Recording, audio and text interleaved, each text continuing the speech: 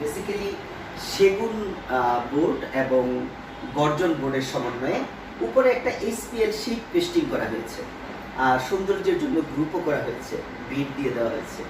আর উপরে আমরা Partex board use করেছি, আর পাশাপাশি গর্জন কাঠের ফ্রেমিং করেছি বিষয়টা আরও মজবুত এবং টেকসই হওয়ার জন্য। এরপরে আমরা যদি এইদিকে যাই, আপনি দেখবেন যে এইটাকে বলা হয় পার্টিশন ওয়াল। ড্রয়িং এবং ডাইনিংটাকে আলাদা করার জন্য, আবার কিছুটা যদি বলি যে ঘরের ভিতরে পর্দাটাকেও ধরে রাখার জন্য এই পার্টিশন ওয়াল করা হয়। অনেকেই এখানে ফোল্ডিং ডোর করে থাকেন, কিন্তু ফোল্ডিং ডোরের চাইতে এটা অত্যন্ত মজবুত হয় এবং সুন্দর হয়। এই জায়গাগুলোতে এখন প্রচুর প্রয়োজন পুরা হবে, বই রাখতে পারবে, কিতাব রাখতে পারবে, বিভিন্ন ম্যাগাজিন রাখতে পারবে, হ্যাঁ, সুপিস জাতীয় বিভিন্ন বিষয় রাখতে পারবে। এইখানে আমরা ডাইনিং রুমে যেটা করেছি, এখানে বেসিক ডাইনিংয়ের জন্য যে বেসিকটা বানানো হয়েছে আপনারা দেখতেছেন যে অত্যন্ত চমৎকার।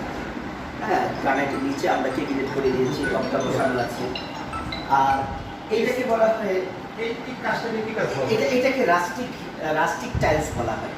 হ্যাঁ, এই বেসিনের উপরে এই টাইলসটা খুবই চমৎকার হয়। হ্যাঁ, বিভিন্ন সময় আমরা দেখছি যে নর্মাল টাইলস অনেকে করে, কিন্তু আমরা এটাকে সাজেস্ট করে থাকি। এদিকে যদি আমরা বলি, এটাকে বলা হয় ডিনার ওয়াগন। হ্যাঁ, ডিনার ওয়াগন। এখানে আপনারা দেখতে পাচ্ছেন যে মাঝখানে ফাঁকা জায়গাটায় গ্রানাইট বসায় দেওয়া হয়েছে এবং ওভেন রাখার জায়গা, নিচে কেবিনের অংশ আছে, উপরে গ্লাস দেওয়া হয়েছে এবং প্রত্যেকটা সেলফও কিন্তু আমরা টেবিলে গ্লাস দিয়ে দিয়েছি।